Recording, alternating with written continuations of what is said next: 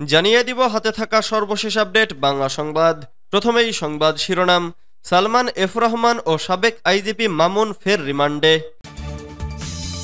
এরপর জানিয়ে দিব পুতুলের সূচনা ফাউন্ডেশনে দুদকের অভিযান।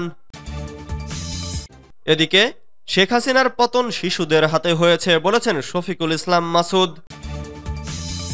এরপর জানিয়ে দিব কারাগারে বসে ঝাড়ফুঁক দিচ্ছেন দরবেশ বলেছেন রিজভী। আরও জানিয়ে দিব ৬ মাস না যেতে আওয়ামী লীগ কিভাবে কর্মসূচি দেয়। সর্বশেষ জানিয়ে দিব ভারতকে কোনো বিষয়ে ছাড় দেয়া হবে না বলেছেন বিজিবি প্রধান। এতক্ষণ শুনছিলেন সংবাদ শিরোনাম, এবারে বিস্তারিত। তবে অনুরোধ থাকবে ভিডিওটিতে একটি লাইক করবেন এবং কমেন্ট করে জানিয়ে দিবেন কোন জেলা থেকে আপনি আমাদের এই ভিডিওটি দেখছেন। সালমান এফ রহমান ও সাবেক আইজিপি মামুন ফের রিমান্ডে। বৈষম্য বিরোধী ছাত্র আন্দোলনে আসিফ হত্যা মামলায় সাবেক প্রধানমন্ত্রী শেখ হাসিনার উপদেষ্টা সালমান এফ রহমান ও পুলিশের সাবেক আইজিপি চৌধুরী আবদুল্লাহ আল মামুনকে ৩ দিনের রিমান্ড দিয়েছেন আদালত। বুধবার ২৯ জানুয়ারি Dhaka metropolitan magistrate M Ejharul ইসলাম শুনানি শেষে এ আদেশ দেন। এর আগে মঙ্গলবার তদন্ত কর্মকর্তা ও সিআইডির পুলিশ পরিদর্শক মোহাম্মদ আলতাফ হোসেন তাদের ৫ দিনের রিমান্ড চেয়ে আবেদন করেন। আসামি পক্ষের আইনজীবী রিমান্ড বাতিল চেয়ে শুনানি করেন। রাষ্ট্রপক্ষের পাবলিক প্রসিকিউটর ওমর ফারুক ফারুকি রিমান্ডের পক্ষে যুক্তি পেশ করেন। শুনানি শেষে আদালত তাদের ৩ দিনের রিমান্ড মঞ্জুর করেন। মামলা সূত্রে জানা গেছে, বৈষম্য বিরোধী আন্দোলন চলাকালে রাজধানীর মিরপুর থানাধীন এলাকায় গত ১৯ জুলাই আন্দোলনের অংশ নেন আসিফ। এদিন সন্ধ্যায় আসামিদের ছোড়া গুলিতে আহত হলে সহযোদ্ধারা তাকে রাজধানীর সোহরাওয়ার্দী হাসপাতালে ভর্তি করান। চিকিৎসাধীন অবস্থায় পরের দিন তিনি মারা যান। এ ঘটনায় গত ১ নভেম্বর মিরপুর থানায় ২২ জনকে আসামি করে একটি মামলা করা হয়। এ মামলায় চৌধুরী আবদুল্লাহ আল মামুন ৪ ও সালমান এফ রহমান ৭ নম্বর এজহার নামীয় আসামি। পুতুলের সূচনা ফাউন্ডেশনে দুদকের অভিযান। সাবেক প্রধানমন্ত্রী শেখ হাসিনার মেয়ে সাইমা ওয়াজেদ পুতুলের নেতৃত্বে গড়ে ওঠা সূচনা ফাউন্ডেশনে অভিযান পরিচালনা করেছে দুর্নীতি দমন কমিশন। বুধবার ২৯ জানুয়ারি দুপুরের দিকে দুদকের পক্ষ থেকে প্রথমে জানানো হয়, ঠিকানা অনুযায়ী রাজধানীর ধানমন্ডিতে সূচনা ফাউন্ডেশন অবস্থিত। সেখানে অভিযান চালানোর কথা জানায় দুদক।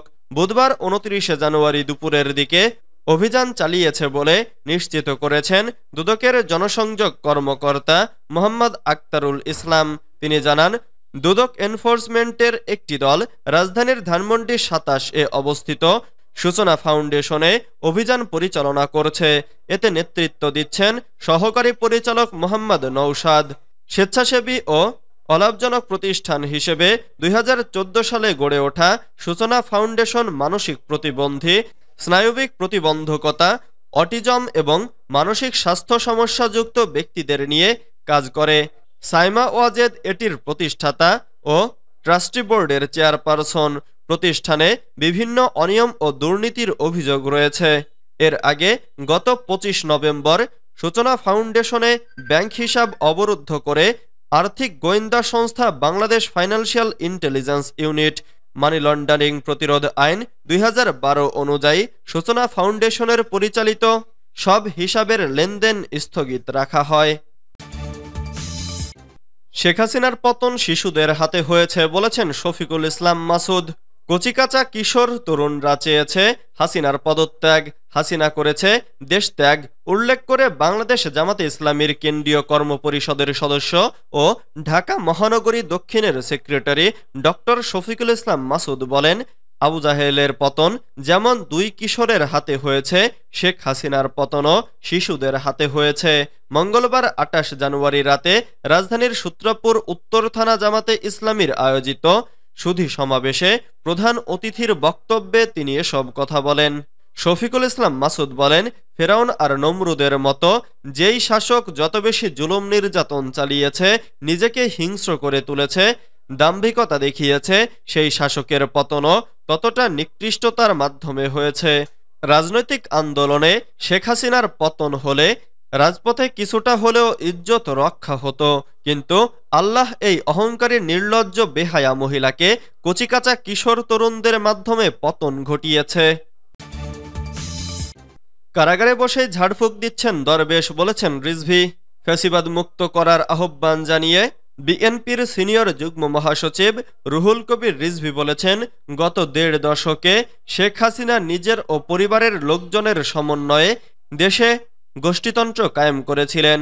এখন শেখ হাসিনা পাশের দেশ থেকে কর্মসূচির ঘোষণা দিচ্ছেন, আর যে কয়জন ধরা পড়ে জেলখানায় আছেন তাদের মধ্যে একজন দরবেশ সালমান এফ রহমান। তিনি কারাগারে থেকে ঝাড়ফুঁক দিচ্ছেন। বুধবার ২৯ জানুয়ারি দুপুরে রাজধানীর রমনা ইনস্টিটিউশন অব ইঞ্জিনিয়ার্স বাংলাদেশের সেমিনার হলে এক অনুষ্ঠানে প্রধান অতিথির বক্তব্যে তিনি এসব কথা বলেন। বিএনপির প্রতিষ্ঠাতা শহীদ রাষ্ট্রপতি জিয়াউর রহমানের ৮৯তম জন্মবার্ষিকী উপলক্ষে এ আলোচনা সভার আয়োজন করে প্রকৌশলীদের সংগঠন অ্যাসোসিয়েশন অব ইঞ্জিনিয়ার্স বাংলাদেশ। ৬ মাস না যেতে আওয়ামী লীগ কিভাবে কর্মসূচি দেয়? ফেব্রুয়ারিতে হরতাল সহ ৫টি কর্মসূচি ঘোষণা করেছে আওয়ামী লীগ। তাদের এ কর্মসূচি নিয়ে প্রশ্ন তুলেছেন বৈষম্য বিরোধী ছাত্র আন্দোলনের অন্যতম সমন্বয়ক ও জাতীয় নাগরিক কমিটির মুখ্য সংগঠক সার্জিস আলম। তিনি বলেছেন, সরকার পতনের ৬ মাস যেতে না যেতেই আওয়ামী লীগ কিভাবে কর্মসূচি ঘোষণা দেয়। বুধবার ২৯ জানুয়ারি সকালে কাকরাইলে উইলসলিটন ফ্লাওয়ার স্কুলে জুলাই অভ্যুত্থান নিয়ে করা প্রদর্শনী পরিদর্শনে গিয়ে তিনি কথা বলেন। সার্জিস আলম বলেন, ২৪-এর সবচেয়ে বড় হায়না যুবলীগ ও স্বেচ্ছাসেবক লীগ। এত মানুষকে হত্যার পরও শেখ হাসিনা কিভাবে কর্মসূচি দেয়? এ সময় শেখ হাসিনা দেশে এলে ফাঁসির মঞ্চে ঝুলবেন বলেও মন্তব্য করেন বৈষম্য বিরোধী ছাত্র আন্দোলনের অন্যতম এই সমন্বয়ক। রাজনীতিবিদদের উদ্দেশ্যে তিনি বলেন, অভ্যুত্থানের পর চিন্তাভাবনার দিক থেকে একটা বড় জেনারেশন গ্যাপ দেখা যাচ্ছে। আমরা যেভাবে চাই সেভাবে তথাকথিত রাজনীতিবিদরা ভাবছেন না। কে মানুষের জন্য ভালো বা কে দেশের জন্য ভালো তারা এটা ভাবেন না। তারা ভাবেন যাকে বসাচ্ছি সে আমাদের ম্যান কিনা, যাকে বসাচ্ছি সে আমাদের স্বার্থ সার্ভ করবে কিনা। রাজনীতিবিদদের মানসিকতা নিয়ে তিনি বলেন, সোকল্ড পলিটিশিয়ানরা এই জেনারেশনকে তাদের জন্য থ্রেট মনে করছেন, কারণ ইয়াং জেনারেশনের কালচারের সঙ্গে তারা খাপ খাওয়াতে পারছেন না, মানসিকতার সঙ্গে মিল রাখতে পারছেন না। ভারতকে কোনো বিষয়ে ছাড় দেয়া হবে না, বলেছেন বিজিবি প্রধান। ভারতের সঙ্গে অসম চুক্তি বা সীমান্ত কোনো বিষয়েই ছাড় দেয়া হবে না বলে মন্তব্য করেছেন বর্ডার গার্ড বাংলাদেশ মহাপরিচালক মেজর জেনারেল মোহাম্মদ আশরাফুজ্জামান সিদ্দিকী। বুধবার সচিবালয়ের স্বরাষ্ট্র মন্ত্রণালয়ের সভাকক্ষে বিজিবি বিএসএফ মহাপরিচালক পর্যায়ে সীমান্ত সম্মেলন সংক্রান্ত এক সংবাদ সম্মেলনে একথা বলেন তিনি। মহাপরিচালক বলেন, পররাষ্ট্র মন্ত্রণালয়কে বলেছে ভারতের সঙ্গে অসম চুক্তিগুলো নিয়ে কাজ করতে। ডিপ্লোম্যাটিক চ্যানেলে এটা সমাধান করা হবে। আমাদের পক্ষ থেকে কোনো ছাড় দেয়া হবে না। যেগুলোতে আমরা মনে করছি যে আমরা বঞ্চিত হয়েছি সে বিষয়গুলোতে কোনো ছাড় দেয়া হবে না।